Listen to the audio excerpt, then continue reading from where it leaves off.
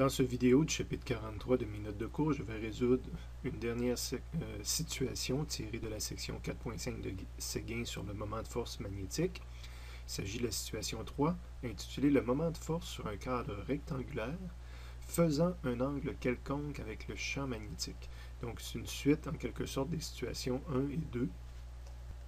À la situation 1, le plan du cadre était perpendiculaire au champ magnétique. À la situation 2, le plan du cadre était parallèle au champ magnétique.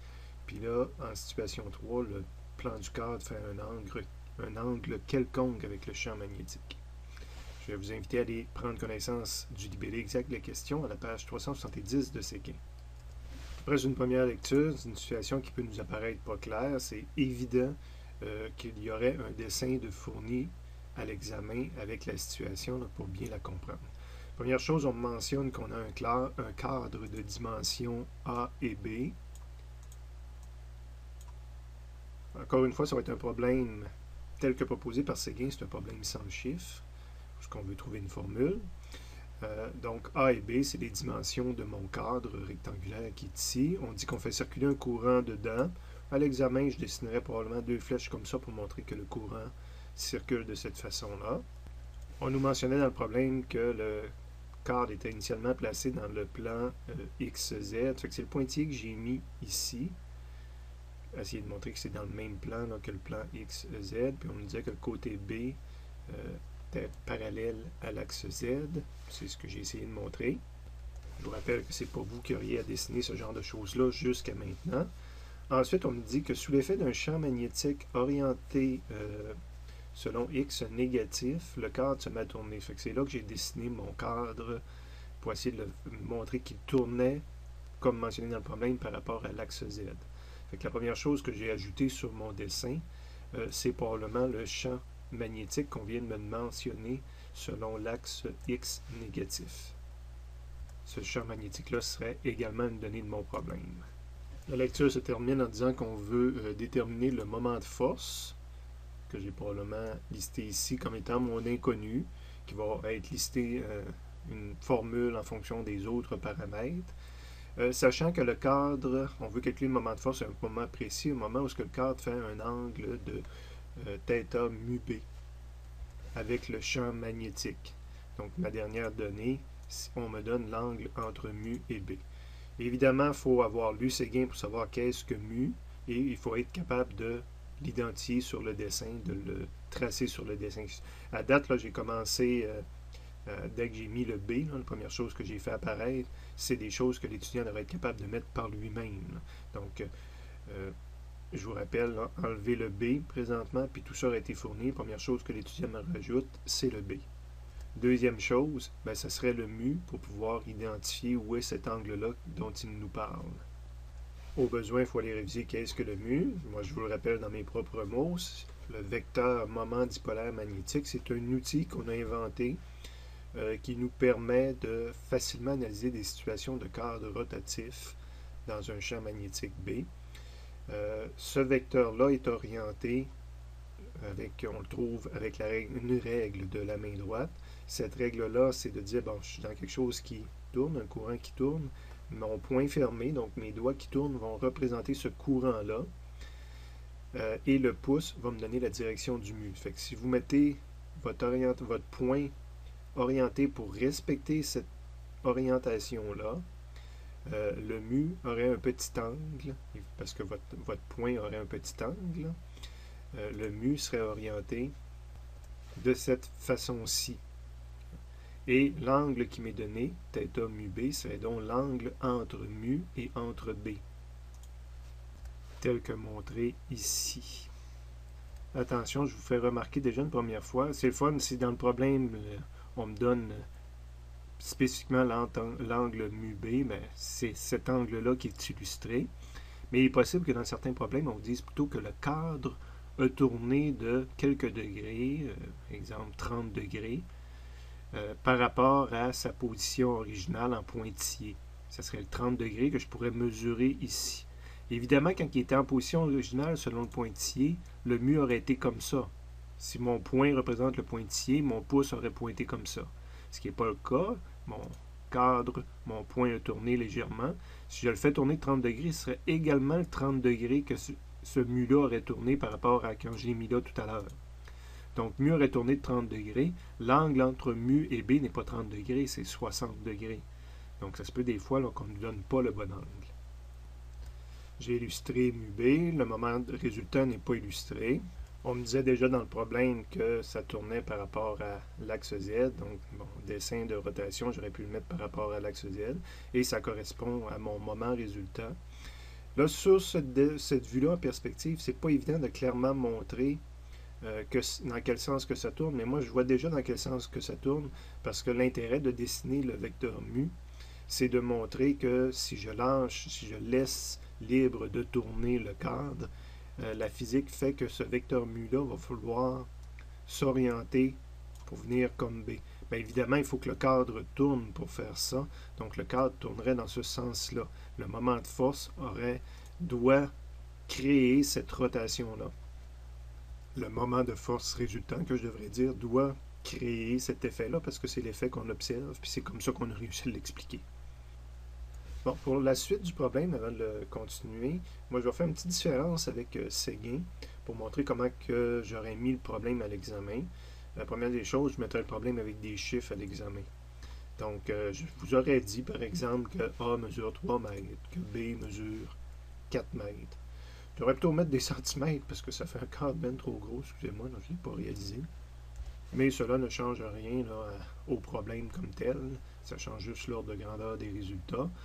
J'aurais donné une valeur de courant, donc exemple, il circule 2 ampères dans le cadre.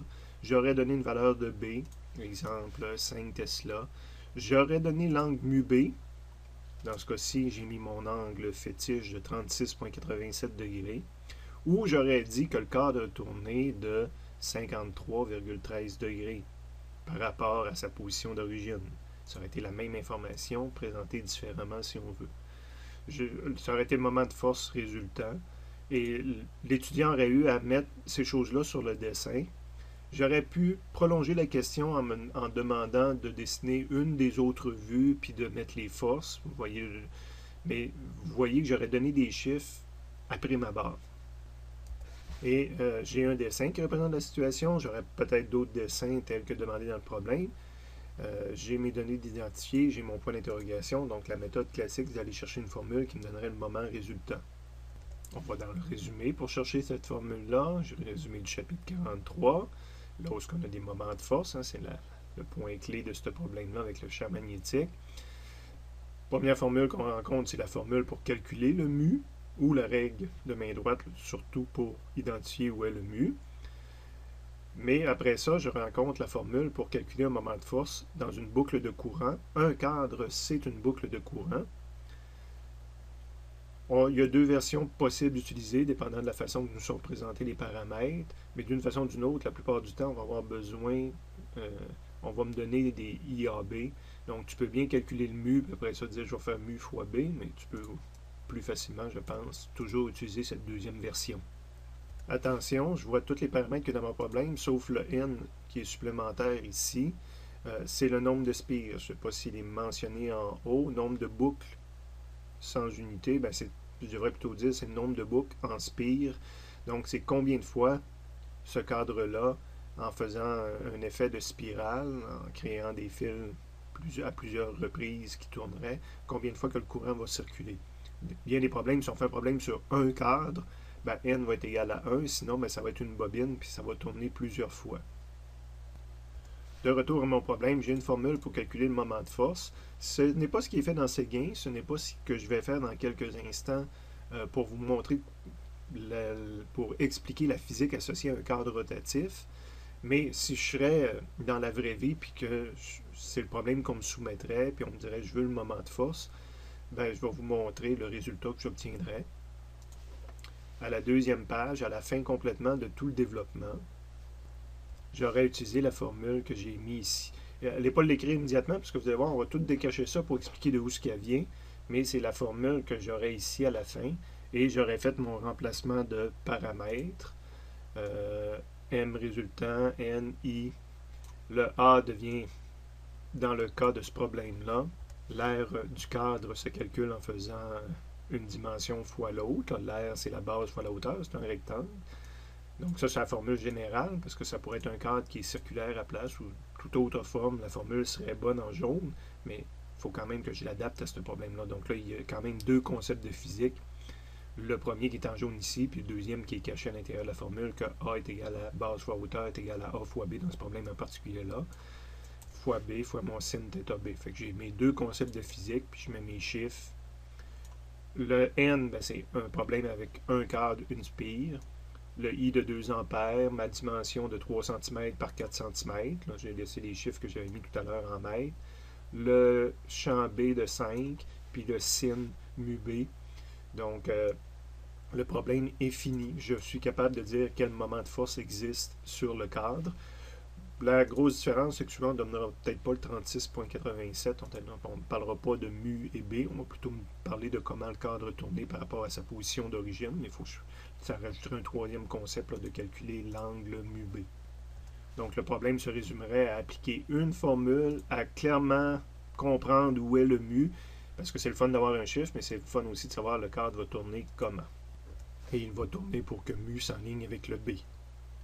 Donc maintenant, on va plutôt passer par une méthode plus longue, dire je ne connais pas cette formule-là en jaune que je viens d'utiliser, comment je peux la retrouver avec les moments de force. Évidemment, je vais rajouter le N ici qu'on a parlé, donc je fais une boucle, un cadre, une spire si on veut. Et je vais aussi faire comme les situations 1 et 2, quand même vérifier et calculer. De toute façon, j'en ai besoin. Quand j'ai besoin du moment de force, j'ai besoin de connaître les forces. Fait qu'on va quand même vérifier, calculer la force magnétique résultante, la force magnétique sur chacun des fils, puis après ça, la force magnétique résultante. Il est certain qu'à l'examen, oui, je permettrais qu'on fasse juste calculer le moment de force, qu'on rajoute quelque chose sur le dessin. Je ne demanderai probablement pas de calcul associé directement à la force magnétique, mais je demanderais de montrer les forces magnétiques qui existent sur ce cadre-là. J'ajouterai à la fin, là, votre dessin doit inclure les forces magnétiques qui viennent créer le moment de force résultant qu'on a calculé. J'ai un cadre composé de 4 fils, j'aurai 4 forces magnétiques à dessiner sur mon cadre. La première, on va dessiner sur ce que j'ai appelé là, le côté 1, le fil 1 du cadre. Donc, on applique la règle de la main droite, là, que la force magnétique est égale à ILB. Donc, ma main représente le I, mon bras et ma main représentent le I.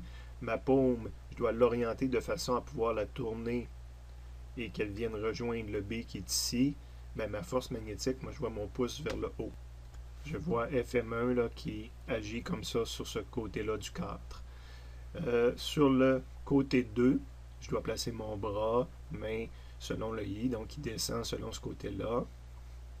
Donc il faut réussir à imaginer ou à orienter notre main qui descend en diagonale. Donc le vecteur I, pas le vecteur, mais le courant I, c'est une petite flèche qui descend. Je dois tourner mes doigts pour aller rejoindre le B, mais ma paume, je dois plier mon poing un petit peu vers le haut. Le pouce, vous avez bien réussi ça, devrait être vers l'extérieur. La force magnétique 2 est en arrière ici, sur l'axe Z, vers l'arrière. Pas facile à voir, ça demande de la pratique. Et de l'habilité avec sa main, évidemment. Sur le fil 3, là, mon bras devrait être orienté selon le courant I ici. Je dois tourner ma paume, orienter ma paume pour que quand je tourne mes doigts, je m'en vais vers le B. Moi, quand j'arrive à faire ça, je dessinerai la force magnétique vers le bas. En 3 dimensions, là, elle serait vers le bas, en arrière du cadre un petit peu parce qu'elle serait cachée. Évidemment, c'est pas grave si vous voulez dessiner par-dessus. Je ne vous demande pas là, de réussir à faire un dessin en 3D comme moi j'ai le temps de le faire. Mais il faut montrer qu'elle est vers le bas à cet endroit-là. Et finalement, sur le 4e du cadre, là c'est un peu plus facile pour placer notre bras. Le courant I est montant. Momentanément, je vous aide un petit peu là, en redessinant là, la vue de face. Là. Fait en noir, ce que j'ai fait, c'est le courant qui remonte en diagonale, sur le cadre, sur le fil 4. Et mon B, lui, je le vois de côté comme ça. Donc ça, c'est mon bras-main. Puis je dois tourner mes doigts pour aller rejoindre le B. Mais ma paume serait vers le haut. Il faut que je prenne le chemin plus court. Hein. Je ne vais pas le rejoindre en prenant le chemin plus long. Donc, mes doigts doivent tourner. Ma paume doit être orientée un peu vers le haut pour que quand je ferme le poing, je m'en vais rejoindre B. Moi, quand je fais ça présentement, mon pouce pointe vers moi. j'ai dessiné le FM4 là, en perspective qui s'en vient vers moi. Comme mentionné tout à l'heure, il serait fort possible qu'à l'examen, je vous demande au moins une vue autre pour justement, c'est une des habilités les plus importantes que je trouve dans ce genre de problème-là, beaucoup plus que de réussir à dessiner toutes les forces comme telles ou de calculer le chiffre, mais de réussir à être capable de voir ce problème-là sous différents angles. Ça, c'est une habilité qui va vous être pratique toute votre vie, contrairement aux formules de physique. Donc, avant de les faire, je vais quand même commencer à résoudre un petit peu mon problème, puis on va faire apparaître ce que je vais avoir besoin là, dans les différentes vues pour montrer quelle vue est la plus intéressante. Donc, les situations 1 et 2, on avait toujours commencé en travaillant les forces magnétiques que j'ai besoin de toute façon dans le moment de force, donc c'est plus logique de commencer par faire des calculs de force magnétique. Ce qui est fait à la page suivante, donc du chapitre 42, on avait une formule pour calculer la force magnétique dans un fil. C'était le courant du fil fois la longueur du fil fois B fois l'angle entre le fil et B. Je vais appliquer cette formule-là initialement au fil 1. Donc, je vais calculer FM1. Le courant, c'est 2 ampères. La longueur du fil, c'est 4. Le B, c'est 5. Et là, le sinus, mais c'est pas le sinus de 37. C'est pas le mu et B. C'est l'angle entre le fil 1 et B. Ce n'est pas l'angle du cadre, mais c'est l'angle entre le fil 1 ici et le vecteur B. Bon, peut-être déjà avec la vue en perspective, il y en a qui verraient qu'il y a un angle de 90 degrés exactement entre le fil 1 et B, mais des fois, c'est peut-être une vue autre là, qui nous permet de bien réaliser. En particulier, la première vue que j'ai faite, la vue de face ici, je précise la vue de face à Y+, ça veut dire que mon œil est en haut ici, que je regarde vers le bas, que l'axe des Y, là, je le reçois directement dans l'œil si on veut.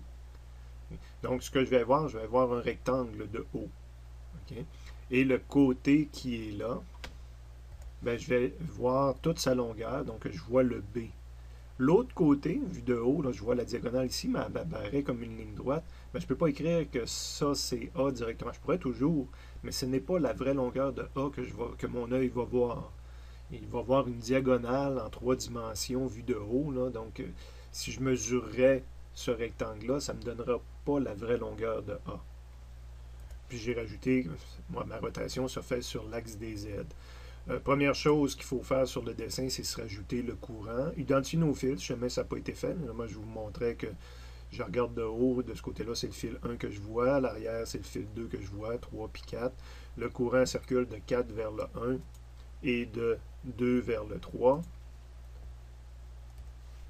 Donc, c'est le courant qu'on va ajouter dans un instant, tel que montré comme ça. Ce qui est facile aussi, c'est d'ajouter le B. Si je suis en haut, je vois le B sur l'axe des X vers l'arrière, tel que montré là. Et déjà, cette vue de haut me permet de clairement voir que la longueur, cette ligne-là correspondant à B, ou la longueur du fil que je peux voir ici, fait carrément un angle de 90 degrés avec B. Là. La longueur du fil et B sont parfaitement perpendiculaires l'un à l'autre. Bon, si je demande de faire une vue à l'examen, je vais probablement demander aussi pour pratiquer tout l'aspect d'illustrer des vecteurs en 3D dans une vue en 2D. Donc, je demanderai probablement d'ajouter les forces aussi sur ce dessin-là. FM1 pointe dans le même sens que l'axe des Y, donc vue de haut, je le verrai vers moi, tel que montré ici. FM4 vers l'axe des Z négatif vers l'arrière, pas FM4, je devrais dire FM2. Je pourrais le dessiner comme ça vers l'arrière. FM3 qui est vers le bas, vers l'axe Y négatif. Donc, si je regarde l'axe Y, c'est-à-dire qui est rentrant dans l'écran, tel que dessiné ici. Et FM4, lui, est dans le sens de l'axe Z, tel que dessiné ici. Donc, tout ça, c'était pour m'amener à bien voir là, que la longueur de B, la longueur du fil, était parfaitement perpendiculaire au B. De retour à mes calculs, ben ici c'était sin de 90 degrés. Évidemment, sin 90 degrés donne 1. Exceptionnellement, là, quand je mettais au lieu des chiffres, Séguin faisait comme ça parce qu'il n'y avait aucun chiffre dans son problème. Puis là, exceptionnellement, je vais vous demander aussi de l'écrire, il n'est pas en rouge différent, parce qu'on fait la démonstration de la formule si on veut. Donc, à la place d'avoir des chiffres, j'aurais écrit IB, B majuscule, sin, θ, entre le fil B et le champ magnétique B. Là, j'avais déjà annoncé que je le faisais pour le fil 3 en même temps, parce qu'évidemment, si je le fais pour le fil 3, le fil 3, le fil 1, c'est vrai, il a fallu que je regarde toujours ici. Tantôt, je parlais du fil 1 que je regardais ici. Là. Mais le fil 3, la même longueur, la même orientation. Évidemment, c'est déjà le même courant, c'est le même B. Fait que quand je le remplis, j'écrirais aussi I2, longueur de 4, un B de 5, puis ça ferait aussi un angle de 90 degrés. Donc la formule que je viens d'écrire s'appliquait aussi pour FM3. Et pour le reste du développement, le sin 90, ben, je peux l'oublier parce qu'il est égal à 1. Je vais maintenant calculer la force magnétique. Là, on a fait 1, 3, donc on va aller au fil 2. FM2, si je reviens sur le dessin, FM2 ben, dépend de la longueur de ce fil-là, dépend du même courant, du même B. Et il va falloir que je montre l'angle entre la longueur et B. On y revient dans une seconde. Donc, c'est le même courant. La longueur, c'est 3. C'est A, si on veut, en termes de symbole. Là, c'est pas le même fil.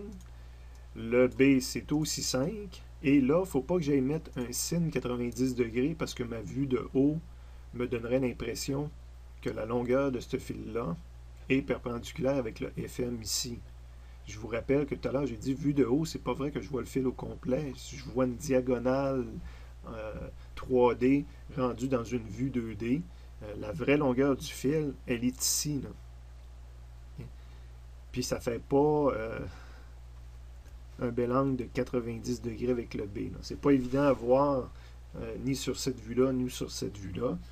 Dans ce cas-ci, la meilleure façon de le voir, c'est la vue de face à Z+. C'est de mettre son œil en avant ici et de regarder qu'est-ce que je vois.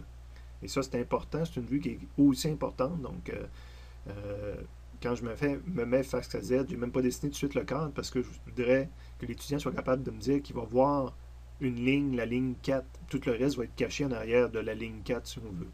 Donc, l'étudiant devrait être capable de dire, je vais voir cette diagonale-là. C'est le fil 4. Et là, je vois pleinement le A. Okay? Et le B n'est pas encore dessiné, là, mais le B serait vers l'arrière. Fait qu'il n'y a pas un angle de 90 degrés entre ce fil-là, ou cette ligne-là, et le B. D'ailleurs, on va l'ajouter, le B, puis en même temps, on va ajouter le mu aussi, parce qu'on le voit bien, c'est intéressant à le dessiner. Mais c'est ça que je vous disais, là, entre cette ligne-là et B, il n'y a pas 90 degrés. En haut, entre cette ligne-là et B, il y avait 90 degrés. Avant de dessiner mon angle, première chose que j'ai rajouté aussi, c'est les courants, que je pourrais facilement demander comment les représenter sur cette vue-là à un étudiant. Si tu regardes du devant comme ça, si tu vois le fil 4, ben, le courant en bas rentre, sort de l'écran, je devrais dire, excusez. Donc, il sort vers la vue que tu regardes, il passe sur le fil en montant, puis après ça, il rentre, il s'en va vers l'arrière. Autre chose facile à montrer, ben, c'est mes deux forces magnétiques, FM1 puis FM3, parce que là, je les vois très bien quand que je regarde de face comme ça, et ce que je devrais montrer, c'est que je vois ces deux forces-là. Et surtout, ce qui est très intéressant, c'est la meilleure vue pour voir la rotation. Je vous rappelle que le système est cloué, le cadre est cloué à cet endroit-là, donc si vous avez un cadre comme ça, puis qu'il y a deux forces comme ça, il va avoir tendance à tourner tel que j'avais dit tantôt, là, que mu va venir comme ça, parce que le cadre va tourner comme ceci. Là, fait qu'on voit le mu qui tourne en même temps. C'est pas parfait comme animation, mais en tout cas, on a vu l'effet un petit peu. Peu intéressant à montrer, c'est le FM4. Il faudrait que je le mette par-dessus le point du Z, là, parce qu'il est dans le même sens que Z. Je l'ai dessiné à côté, là, parce que ça alourdissait mon dessin dans ce coin-là. Et ce qui manque surtout sur ce dessin-là, ben, c'est mon angle que j'ai besoin, l'angle entre A et B. Ben, l'angle entre cette orientation-là, ce fil-là, qui peut être aussi vu comme le fil gris, la même orientation, et B, hein, c'est ça que j'ai besoin. Ben, c'est le petit angle là, qui est ici. Donc, si je décache, c'est le AB qui est ici, que je peux aussi voir opposé par le sommet comme étant l'angle ici, et qui ne correspond pas à l'angle fourni dans le problème. Ben, il y a un lien, mais il ne correspond pas au chiffre 36,87 qui est en haut ici. Donc, si je fais le problème de façon classique avec des chiffres, là, je n'écris pas 36,87 ici. Je vais plutôt faire de la géométrie, dire c'est des angles complémentaires. Ce qu'on voyait sur le dessin, c'est que j'ai un 90 degrés entre... C'est pour ça que j'ai mis toutes sortes de couleurs, pour que ce soit plus facile à expliquer. Là. Le mu, je l'ai mis en vert. Puis entre la barre gris ici, ben, j'ai 90 degrés, c'est parfaitement perpendiculaire. Le mu est toujours perpendiculaire à son cadre. Ben, c'est des angles complémentaires, là, mu B puis AB. Donc le AB se calculerait avec la règle que deux angles complémentaires donnent 90 degrés. Donc AB plus mu B valant 36,87. Donc AB plus mu B donne 90 degrés. Et là, ça me donne un chiffre pour ici, puis toutes mes forces sont calculables. Évidemment, encore comme tout à l'heure, là, j'ai calculé FM1, FM2, FM3, mais il reste FM4 à calculer. Ben, FM4 va se calculer avec le même I, il n'y en a rien qu'un dans le problème, avec le même B, avec la même longueur A qu'on vient de faire FM2, et géométriquement aussi avec le même angle, parce que j'utilise le même A, ça veut dire que j'ai l'angle entre A et B, c'est la même chose. Donc, cette formule-là me servirait également à calculer la force magnétique 4. Mes 4 forces magnétiques sont calculées. Évidemment, on me demandait la force magnétique résultante dans un problème en 3 dimensions. Donc, il faudrait que j'additionne les forces selon X, selon Y, selon Z. En passant, il n'y a aucune force sur les dessins qu'on a faits présentement qui est dans le même sens que l'axe des X. J'ai FM1, FM3, que ce dessin-là montre bien, qui agissent selon Y, FM1 étant positif. Puis j'ai FM2, FM4, que ce dessin-là montre bien, agissant selon l'axe de Z, avec FM4 qui est positif. Donc, première remarque, quand je fais la somme des forces selon X, ou la force résultante selon X, ben, est égale à 0, il n'y a aucune force. Sur l'axe des Y, la force résultante, ou la somme des forces selon Y, ben, va être égale à plus FM1 vers le haut, puis moins FM3 vers le bas, mais ils ont été calculés avec la même formule, donc c'est les mêmes chiffres, ces deux choses-là, donc c'est sûr que ça va me donner 0. Puis selon Z, excusez, j'avais FM4 positif, puis FM2 à l'arrière négatif, mais ils ont la même valeur, ils sont calculés avec les mêmes chiffres, donc ça donne 0 également. Donc la force résultante serait égale à 0, il n'y aurait pas d'accélération, pas de mouvement de translation, ce cadre-là ne se déplace pas en translation dans l'espace. Et là, on a un cas, en A, on avait fait avec parfaitement perpendiculaire au plan, dans B, en situation 2, parfaitement perpendiculaire, puis c'est un angle quelconque, la somme des forces dans un cadre va toujours donner 0, quelle que soit l'orientation du cadre par rapport au champ magnétique dans lequel on l'a mis. Donc, le magnétisme ne crée pas de translation dans aucune situation. J'ai répondu au premier point d'interrogation que je m'étais mis supplémentaire, mais maintenant, c'est vraiment le calcul du moment de force qu'il faut faire. Quel est le moment de force qui s'exerce sur ce cadre-là. Donc, du cours de mécanique, on se rappelle que le moment de force, moi j'utilise M majuscule, peut être calculé avec le bras perpendiculaire de la force multiplié par la force. On va calculer ça, entre autres, pour M2. J'ai choisi M2 au lieu de faire M1, l'ordre numérique normal, parce que si je regarde le moment de force créé par FM2, avec un clou cloué pour faire tourner le cadre selon l'axe Z, tel que bien vu sur ce dessin-là, mais là on voit moins bien FM2, FM4, mais on voit FM4 qui tire dans le même sens que l'axe Z. FM2 et FM4 ne créent pas de rotation, ils n'ont pas de bras de levier. Des forces qui passent par l'axe de rotation, c'est des forces sans bras de levier. Il faut que la force soit tassée par rapport à son axe de rotation que j'étudie. Donc, il faut qu'elle soit éloignée. La ligne d'application de la force, c'est la même que Z. J'ai un bras de levier de 0. Donc, M2, malgré tout ce que je viens de dire, vous devriez être capable de voir que M2 puis M4 ne créent pas de rotation dans ce problème-là. Donc, c'est pour ça que je les avais calculés en premier, parce qu'il n'y avait pas de calcul à faire. Donc, M1 maintenant, ben là, M1, créé par la force magnétique 1 ici, qu'on voit très bien sur le dessin vu de face, crée une rotation dans ce sens-là. Rotation qui va dépendre de son bras de levier puis de la valeur de force. Ce que j'entends par bras de levier perpendiculaire, là, j'ai refait le dessin en bas pour bien le montrer, pour isoler, parce qu'il commence à avoir beaucoup de choses sur mon dessin.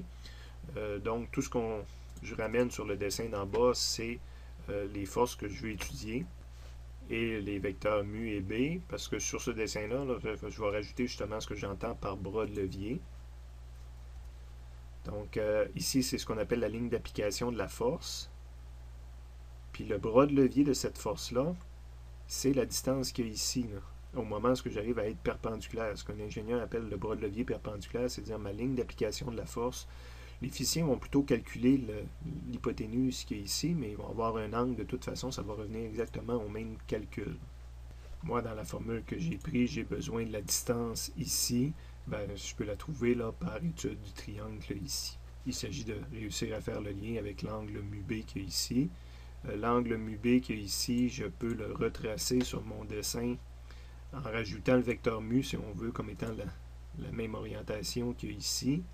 L'angle MUB, je vais le retrouver ici, entre mon pointillé horizontal qui représente le B, puis le même pointillé horizontal que j'ai mis ici. Donc, je retrouverai MUB ici. Et par théorème des équerres, entre autres, je pourrais arriver à dire que l'angle que j'ai ici, c'est également l'angle que j'ai ici. Ce pointillé-là tourne jusqu'ici. Ce pointillé-là tourne jusqu'ici. Donc, l'angle que j'ai entre ces deux pointillés-là, c'est également l'angle que j'ai entre ces deux pointillés-là. Donc, MUB, je le retrouverai ici. Puis à partir du moment où j'ai mis un angle dans mon triangle, ben là, je suis capable de faire la trigonométrie de base pour calculer quelle est la longueur de ça. C'est le côté opposé à l'angle connu. Puis mon hypoténuse, ben, c'est A sur 2, c'est la moitié de la longueur. C'est ce qui est montré à la suite de mon calcul. Là. Quand j'appliquais ma formule générale à M1, ben, j'avais le bras de levier 1 fois la force magnétique 1. Je suis allé vous montrer c'est quoi ces deux choses-là sur le dessin. Évidemment, j'ai un chiffre maintenant par les calculs d'en haut, si on veut. Là, je fais mes comptabilisations. J'ai un chiffre ici, mais là, mon bras de levier, il faut que je le calcule avec le triangle qu'on a vu. Donc, on a vu que c'était le côté opposé. Donc, on prenait la fonction sinus côté opposé sur côté adjacent. C'était le sinus de 36. J'ai réussi à mettre mon 36 dans le triangle. Le côté opposé, c'était justement mon bras de levier. Divisé par l'hypoténuse. L'hypoténuse, c'était A sur 2. A étant connu, A était 4.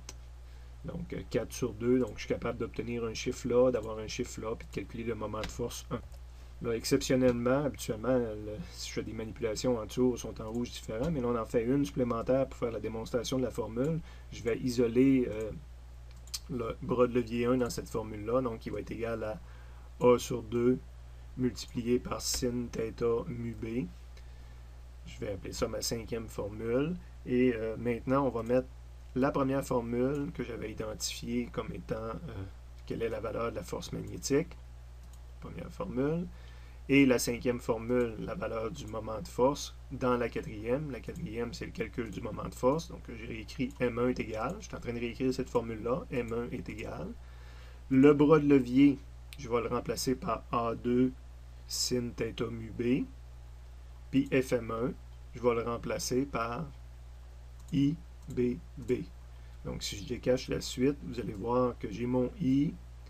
J'ai le A sur 2 qui, lui, provient d'ici. J'ai le B qui provient de ça. J'ai mon grand B qui provient aussi de ce que j'ai montré en haut. Donc, j'ai mon IBB. Il me reste le A2 sin θ mu B. Donc, il me manque le sin θ mu B. Puis, tel que montré sur le dessin, ça crée un moment de force pour faire tourner comme ça. Il me reste le M3 qui n'est pas calculé présentement. Donc, je devrais calculer le M3. Est égal à quoi? C'est le même courant. C'est le moment de force créé par M3. Si je fais son bras de levier, je viens sur les dessins. Donc, c'est le moment de force créé par la force ici pour faire tourner le cadre.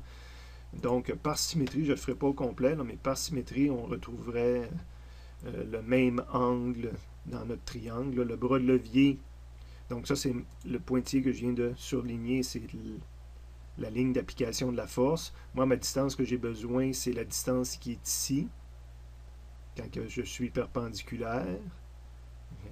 Ben, par symétrie, j'ai aussi A sur 2 ici. J'aurai la même longueur ici que j'avais ici. Puis l'angle dans le coin ici, ça va être le même angle que j'avais dans le coin. C'est le même triangle qu'on retrouve par symétrie.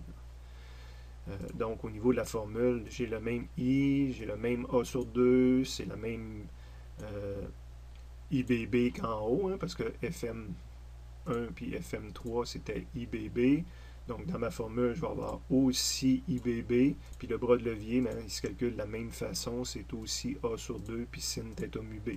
Donc, j'obtiens exactement la même chose qu'en M1. Donc, M3 est égal à M1, et fait tourner dans le même sens. Quand je regarde sur le dessin, autant cette force-là que cette force-là crée le sens de rotation que j'ai mis ici. Donc, les deux contribuent à faire tourner dans le même sens.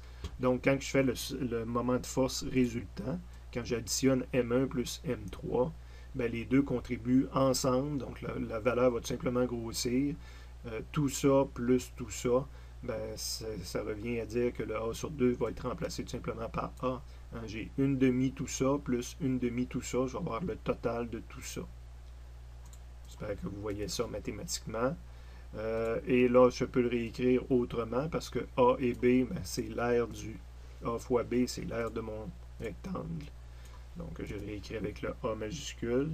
Et, petite remarque, IAB, c'est la valeur de ce qu'on a défini comme étant le vecteur mu. Et sous cette forme-là, cette formule-là s'applique au moment de force créé par n'importe quel cadre, parce que ça, c'est l'aire du cadre, donc même s'il n'est pas carré, je prends tout simplement l'aire du cadre.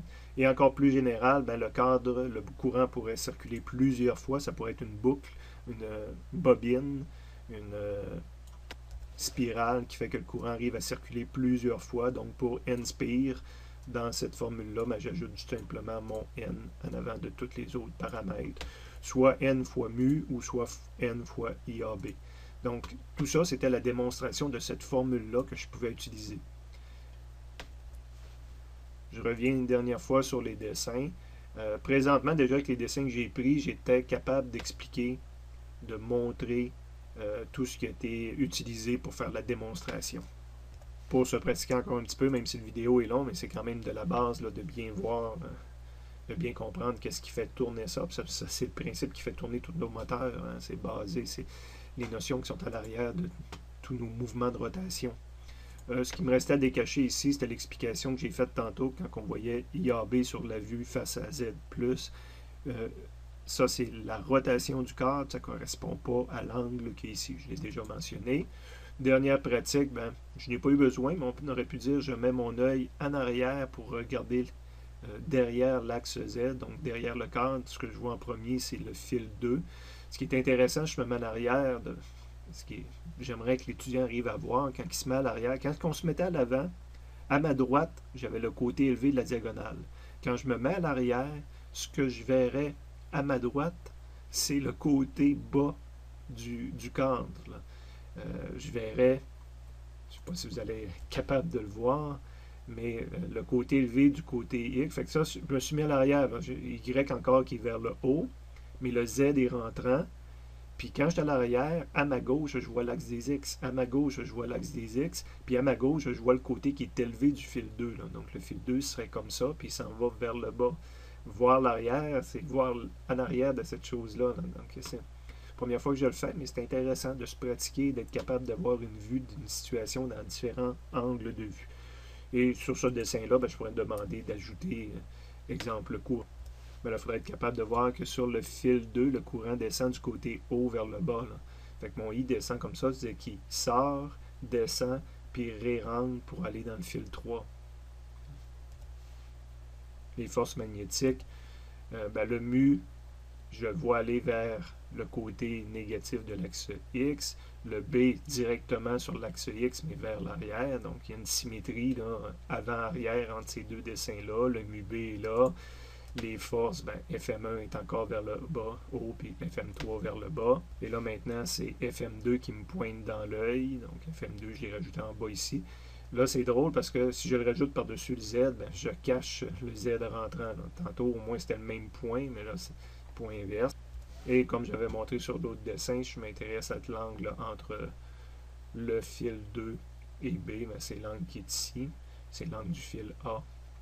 Celui-là qui a la dimension A avec B. Donc, il y a une symétrie entre ces deux dessins-là. Et, encore une fois, pour se pratiquer, mais je n'ai pas besoin du tout pour expliquer le problème ou le résoudre. C'est-à-dire, je mets mon œil maintenant sur l'axe X ou positif, c'est-à-dire que l'axe X positif rentre dans mon œil. Qu'est-ce qu'on voit? On voit un rectangle, mais on voit un petit rectangle. En tout cas, il est plus petit quand que le cadre est illustré comme ça. Peut-être que je vois un carré si jamais la hauteur correspond à cette longueur-là, ce qui ne semble pas être le cas. En tout cas, j'ai dessiné un carré, ça ne change pas grand-chose. Ce que je vois maintenant, la première des choses, c'est qu'au moins la largeur que je vois, encore une fois, correspond au B. Mes courants, si on les montre correctement, par rapport au fil clairement identifié. C'est le fil 1 qui est en haut, puis de ce côté-là, c'est 2. Donc, le courant passe de gauche à droite, puis après ça, doit descendre dans le fil 2. Donc, le courant passe de gauche à droite, descend dans le fil 2, etc. Je vois le derrière du champ magnétique B, parce que le champ magnétique B est dans le sens contraire de l'axe X. Et je pourrais aussi ajouter les différentes forces. Donc, quand je regarde, je vois FM1, FM3 vers le bas, puis FM2, FM4 sur les côtés. Donc, ça, c'est juste pour se pratiquer à qu'est-ce qu'on voit selon différentes vues. Bon, c'était un grand vidéo, surtout si vous avez fait des arrêts pour réussir à tout comprendre et tout tracer, mais c'est une excellente pratique. En soi, faire tourner un cadre, là, on en fait tourner un d'un cours de physique de 2 heures là, quand on est en classe, puis les étudiants peuvent nous interrompre en levant la main en disant qu'ils n'arrivent pas à voir telle ou telle partie. C'est pas une partie facile à expliquer là, comment la physique associée à un cadre rotatif dans un champ magnétique.